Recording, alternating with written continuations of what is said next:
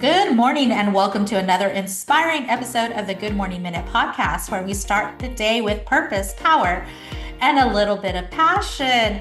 I'm your host, Angelina Mojica, and today's conversation is about a special series in partnership with the Empower Her Steps movement conference. It's a movement rooted in helping women rise, heal, and walk boldly into the life God designed for them.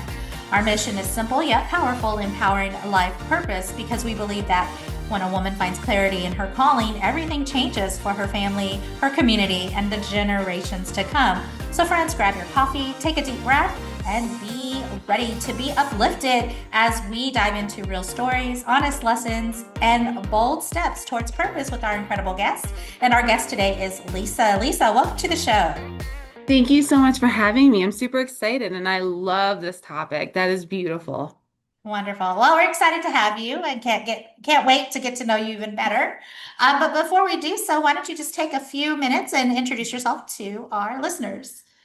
I am Lisa Jacovsky. I am an award-winning children's book author and writer and a professor of psychology. And I've been in the field of applied behavior analysis for over 11 years and currently switching to school psychology. Wonderful. Well, hey, we're so happy to have you. I can't wait to get into the heart of our conversation. But before we do that, let me ask you just a fun icebreaker. My question to you is, are you more of a sunrise or sunset person?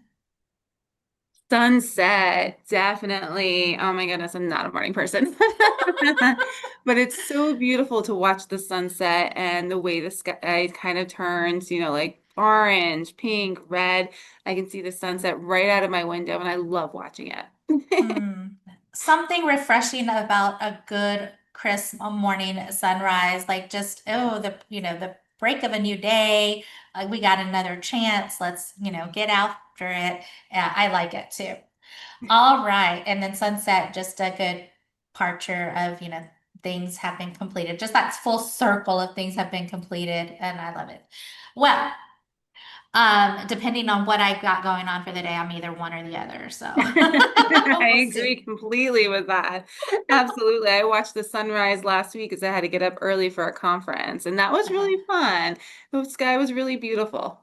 hmm okay, so let's just jump into the heart of our conversation. And I'm going to ask you, Lisa, what was a defining moment of challenge or pain in your life? And what was it like going through that season? How did it impact you?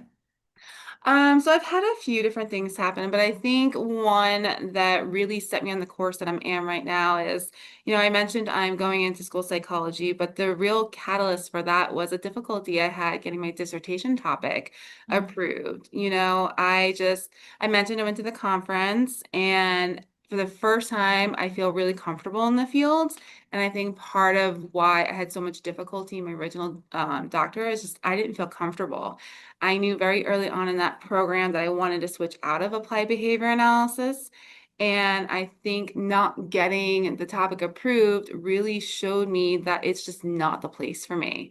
mm, Now, where I am in psychology as a professor in consulting, going to school psychology, I just feel so much more comfortable. I feel like I've pushed and gotten myself to where I was meant to be. It was an extremely stressful year, and I actually got to a point too where you're supposed to get your topic approved by writing a whole long paper about it, almost like a thesis. And I mhm, tried multiple times to get it approved, and they kept saying no. And the reason is because I'm always drawn to things that are different. And applied behavior analysis does not like that. They like things to stay the same. So I finally got them to provisionally approve a topic that I was just like, I'm interested, but not so much, but I'm just going to do it to get them to say yes. But they still want to improve the written out whole piece. And it took mhm, me a year, and I got to a point where I almost had two different breakdowns during that process. And I went to Costa Rica to take a break on my break in between. And it was either, come back and try one more time, and with the mhm. possibility of being suspended and expelled if I didn't get it approved again, or go on a break, take my time and decide, do I come back or do I switch? And going to Costa Rica for the second time, it's so peaceful and beautiful. You're surrounded by so much that it cleared my mind. And I Mm, realized, I want to switch what I'm doing. I'm not happy in applied behavior analysis anymore. I'm going to switch to school psychology. And I enrolled in a master's program at Capella, and everything changed. And from that point on, things have only gone up. And I'm super excited to be getting my license in a year and a half. And I love the fact that school psychology brings together mental health and behavior. I feel mhm, like I can do so much more in school psychology than I could have done in ABA. And as much as, my professors and classmates were awesome in that program, I just have not felt comfortable. But when mhm. I was around my classmates in school psychology, it was a totally different feeling. And then going to the conference this weekend, I finally feel validated. Like I'm in psychology, I'm doing, things that make me happy, I'm passionate about, so that was a catalyst that led me to where I am 4 years later. That was 4 years ago. And there's been one thing each year that's kind of been like transformational and pretty Mhm. amazing and kind of just following the signs and following my heart. But that was I literally, if I didn't go to Aruba in 2020, if I didn't go to Costa Rica in 21, I was gonna have a physical and mental breakdown. It was rough. Wow. Wow. Yeah. Isn't life hilarious in the sense that it will redirect us unknowingly, redirect us when we're trying to fit a square peg into a round hole. Like it's Yes, gonna, yes. because you mentioned you were like, I'm trying to fight the status quo here. I'm trying to go against the grain. I'm passionate about this topic. I can't get it approved. But there, and you were like, there was always challenge in this, this one journey that I'm going on. And it wasn't until you decided, okay, I'm going to surrender to this situation for a minute. I'm going to I'm going to tap out, going to Costa Rica. I'm going to, just rest and renew and relax and see what happens. And then to find clarity in that you're not the only person that's come on the show and said, you know what, I had to withdraw a little bit and find my center again before I could move forward. And when I did, all the opportunities started to show and it just became and it you said affirmation, but like the opportunity when you're on the right path, nothing is forced. It all kind of just like a domino just falls into place and you're just like, okay, this has to be the way.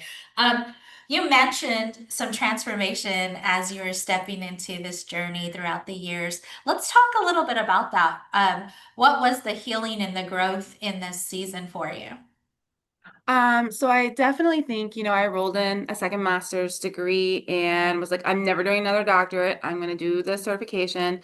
But my classmates convinced me to do the doctorate, and I knew why, but it wasn't necessarily until the last couple of years that I really fully embraced the why, Mm-hmm. because I knew that I wanted to do the doctorate because I wanted to go into private practice. But I have found through doing this program that I can do so much more with a doctorate than just private practice. I can Mm-hmm. actually physically be happy. Private practice means working in a Yeah. school, working as a consultant, but over the last few years, I've gotten a job consulting as running two social skills groups, which has been amazing. I've enjoyed it so much. And I Mm-hmm. realized with my doctorate, I can start my own consulting company, but I don't have to necessarily work full time in a school like that. I can pick and choose what schools I work for. I can do testing one day. I can do social skills training the next day. I can do speaking the next day. I don't Mm-hmm. have to stay pigeonholed. And over this last year as well, I started getting more opportunities with She Rises Studios, which has been amazing. And I can put that all in with consulting too. I also started training about a year and a half ago. So these are all things I can do with my doctorate. And it's really been such an incredible kind of realization to think about over the last like 6 to 8 months. Because my biggest thing with applied behavior analysis was I didn't want to be pigeonholed. I'm a Mm-hmm. creative person. I have to be able Mm-hmm. to have freedom and creativity. I realized that, very early on when I started working with kids. And it just kind of became clear over since like January that this is the real reason I'm getting my doctorate. This is the real reason, I switched to it. And it's been a struggle because finding an internship was a nightmare. Um, but Mm-hmm. luckily I have found two amazing sites. And, now I'm really seeing the purpose behind this because I was rushing my doctorate for a while and then I slowed it down and getting these internship sites. I'm like, okay, I may not have had that if I didn't slow it down. I may not be able to do the social skills groups or writing for She Rises, or I just published my 12th book. I may not be able to do these different things that have come up this year if I didn't slow the program down. So it's really incredible and interesting to kind of see how things are coming together and how they align. But Mm-hmm. definitely, each year for the past like 2, 3 years, there's been something transformational that has happened, especially since I decided to leave that doctorate program and enroll in the second master's. It's just been one sign, one step at a time after another. And I've never been happier. I really have not been. And I'm so excited for everything that I've got planned and coming. And I'm really thankful that I can actually engage in my passion. Going to the conference over the weekend, I had so much fun. I was like a little kid. It was the coolest thing ever. And I'm like, I want to go again. And I was so nervous. Like, am I going to be bored? Am I going to like people? Am I going to talk to people? And I made incredible contacts. I met incredible psychologists. I got so much information and resources for myself, for my students, and I finally feel like everything that I've gone through to get here has been worth it. And my brother was like, it's validation. And I'm like, yeah, that's exactly what it is. Mm-hmm. You No, it know. is. Yeah. I love it. I love like you're like I found the purpose behind it all. But Yeah. and being a person you said pigeonholed, like you don't want to be part of that, the status quo. You don't want to be part of the systematics and stuff like that. Like you want to be able to create the vision for yourself. Like this is how I'm going to do it. Don't tell me how I'm gonna do it. I'm gonna tell you how I'm gonna do it. So Exactly. it's beautiful. It's Thank beautiful. you. Yeah. Thank you. And I think we should all have the opportunity to create it for ourselves. I know that some situations don't, give us those opportunities. But for when I think we find the purpose and we find the path when we stop trying to control it and really just kind of let it flow and look at it from just that surrender place, then we can start seeing, okay, I'm trying to go right, but I really need to be going left or, whatever the case may be. So, so beautiful. I So always much. say if I plan, God laughs. So I'm Mm, at a point where I'm doing exactly that. I'm just following the signs, no more planning. yeah. So I've, you're doing presentations, you're speaking at conferences, you're doing all these things. How else has your story kind of shaped who you are today? Oh my gosh. So I mentioned that, am I going to talk to people at the conference? I have social anxiety, and as amazing as my classmates were in my original doctorate, I clammed up. It was really, really hard to Mm, figure out how to talk, how to engage. And that's something that I struggled with when I met my other classmates, but I felt so much more comfortable that it became easier. So I've mm, started pushing myself. When you're an author, you have to reach out to agents, reach out to publishers, which I had to push myself to do. So, in order to get where I am, I've had to push myself out of my comfort zone. mm, For example, too, when I did my first in-person training a year and a half ago, I was so excited, but I was so nervous. I thought, I've talked in front of my students. I'm gonna be fine. It's no big deal. Just pretend like they're your students. I walked into that conference room, walked right back out, and almost threw up. So I had to like go to the bathroom, calm myself down, remind myself I can do this, and push myself to really get up there. And after 5 minutes, I was totally fine and I loved it. I've given mm. a number of trainings virtually, so I'm much more comfortable that way. But I did another one in person last October, and it was so much fun. I had the president of the NJPA come up to me and be like, "You tripped. I loved it. It made you look human." I had no idea who she was until later. And I'm just standing there talking to her, whatever. And I realized later, I'm like, that's huge that she just came up to me and like that. I was like, that's Yeah. really just me anyway. I trip over everything, you know? So it's just, it's, if I want to do something, I'm very determined and it's figuring out Hmm. how do I push myself to do it. So I use affirmations. I'm very into mindfulness. That's helped a ton. And I think too, once I started doing it, it's given me the confidence to do more. So once I start to get there, I want to keep that going, Uh-huh. So I'm speaking on a stage for the first time in November and I've been so nervous. But then I went to these panels when I was in Denver and they're up there on these panels, just hanging out, sitting in chairs. I'm like, if I think of it that way, I think I'll be more comfortable. Hmm. Because even when I do my trainings, it's like when I'm teaching, I'm walking the whole time. I'm not up on the stage. I'm in front of everybody. So, these little things matter. And I always try to remind myself of that stuff. So it's just, if there's a place you want to get to, how do you get yourself to push yourself to do it? And that's what I've had to really work on over the years. And social anxiety is still a struggle. It was not easy volunteering Friday, but thankfully, who I was volunteering with were like got me talking, which made me want to talk to them more. And then I forced myself to go up to the keynote speaker and make a connection. So I was really proud of myself, you know. Yeah. So it's Yeah. little things like that. And I always tell my students to, what works for you. Mindfulness is huge, affirmations are huge. Find what helps you push yourself to get out of your comfort zone because once you Mm. do, this whole new world opens up for you. I like that you're talking about comfort zones. I like that you're saying, don't let fear hold you back. Let fear push you forward, right?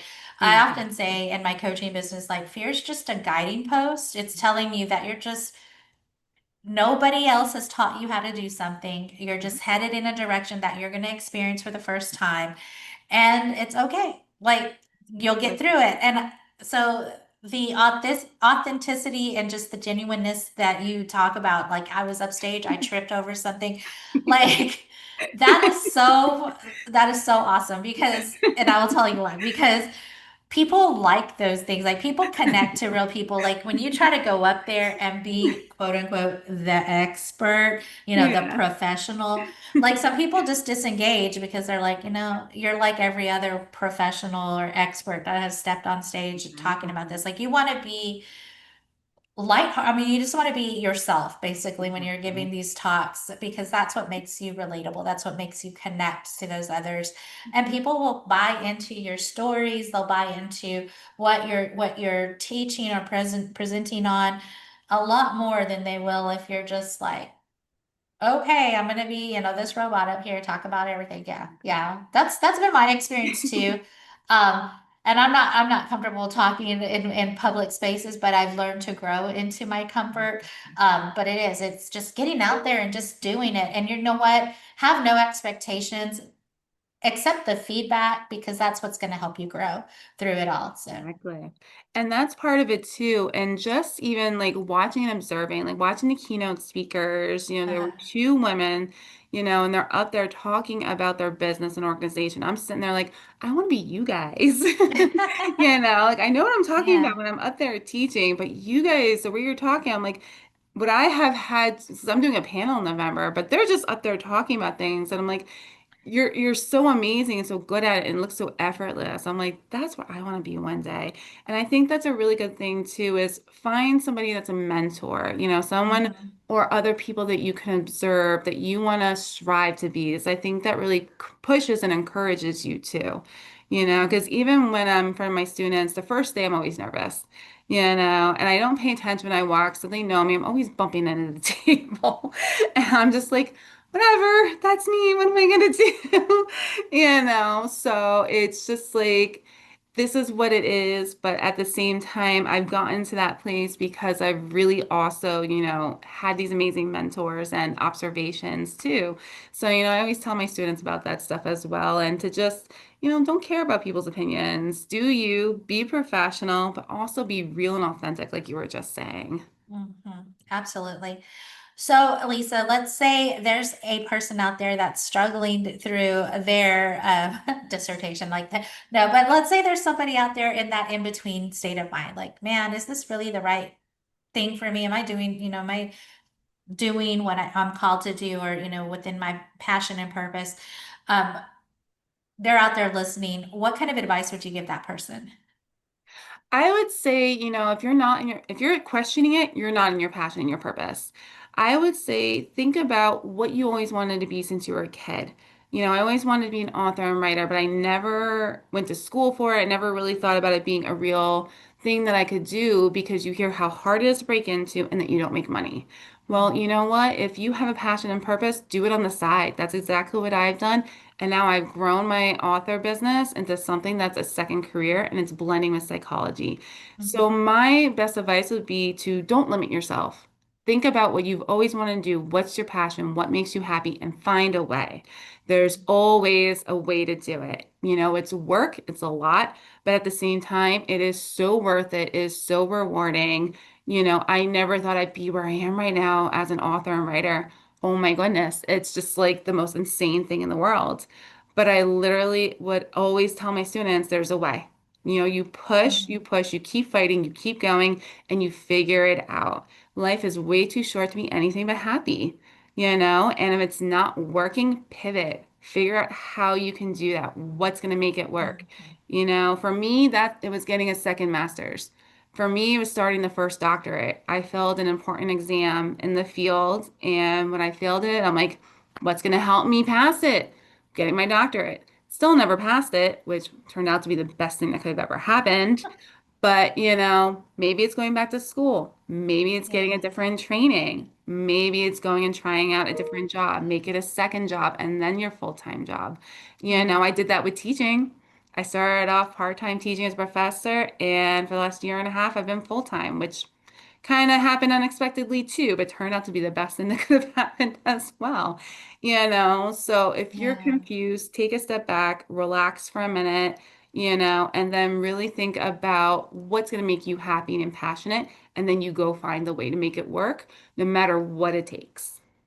I love that you said that. And then I'm going to highlight this thing that you said you didn't pass a test because we may view it as failure, but it really isn't. It's falling forward, right? Yes, it is. Who cares that you didn't pass the test? Nobody cares, right? But you learn from it. And so like we're so bound under like, oh my gosh, I failed. That's the end of the world. My life is over. I can't ever do this. But if you look at it and go, okay, well, because that wasn't the way I needed to be thinking, that wasn't the way I needed to be going. And when I was able to step back and look at it again, I was able to say, okay, this is the direction that I need. So I am just highlighting that, not because I want to highlight the failure part, but because it's important to learn from those moments for sure. Those are teachable moments. Um, I agree. Lisa, you talked about affirmations, you talked about mindfulness, you talked about stepping out of your comfort zones and doing the things that scare you until you start building confidence in it. What does living on with purpose look like for you now? Everything that I'm doing. I just published my 12th book, which is Yay. incredible. I published with She Rises Studios my third magazine article. I have a summit coming out the end of this month, and I'm actually writing about things that have meaning to me. So instead of creating a story, I'm writing about my career. Mm, The article this month was about how psychology influences diversity. I wrote about last month how I've changed and evolved as an author and writer. So, I'm moving forward with a bunch of projects coming up as well. And I have this really, really incredible opportunity with an incredible individual from kind of like the California, LA universe. I don't want to say too much about it, but it's something that's going to be life changing when it gets off the ground. And it's something that I've thought about for a long time, but never really knew how to go about it or thought that, it could really be a possibility because I'm just a little girl from Central Jersey, like you're really interested in working with me when you worked with all of this. Like the name is huge. I was like, oh my God, mhm. so that is something that I'm incredibly excited about. I'm so passionate about it. And to be able to combine my passion for writing with psychology in the way that I have been, I'm changing views of autism. I'm bringing about awareness to special needs cats. I'm influencing my students to follow their dreams, Mm, and that is purpose to me. I'm making a difference, and that means everything to me. love it. Well, Lisa, as we start getting closer to the end of our conversation, I do have a question of legacy and impact for you. If today were your last day, what would you want to be remembered for? I would want to be remembered for making change in this world and an impact when it comes to diversity, equity, and inclusion. I would want to be remembered for the fact that I followed my dreams and I really did make a difference because I've Mm, always loved helping since I was a kid.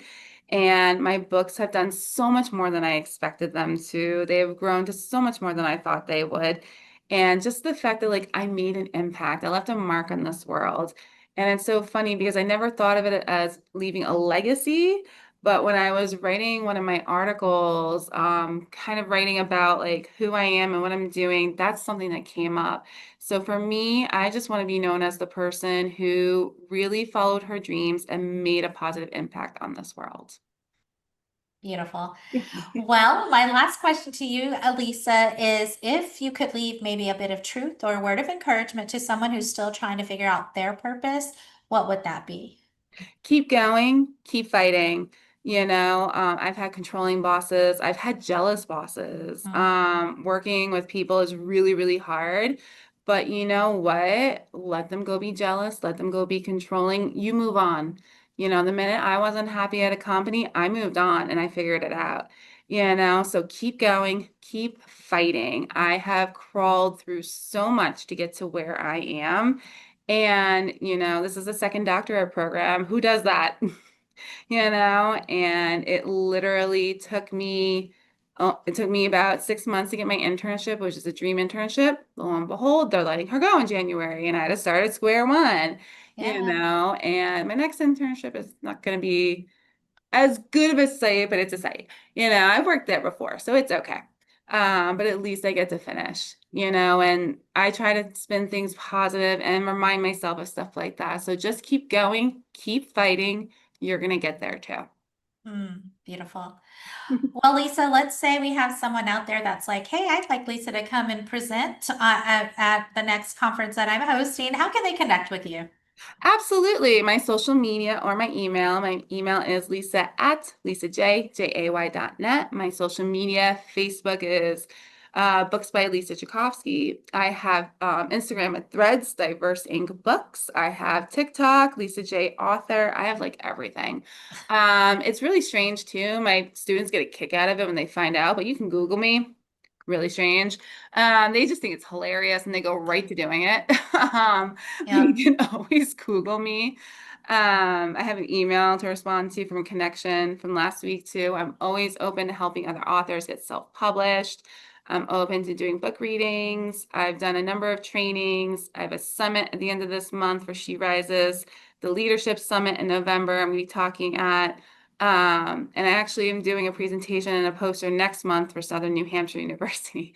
So lots of really, really cool, incredible Yeah. things. So I would love to connect and talk about, what can I do for you that we can do something positive and incredible and leave a mark on this world together as well.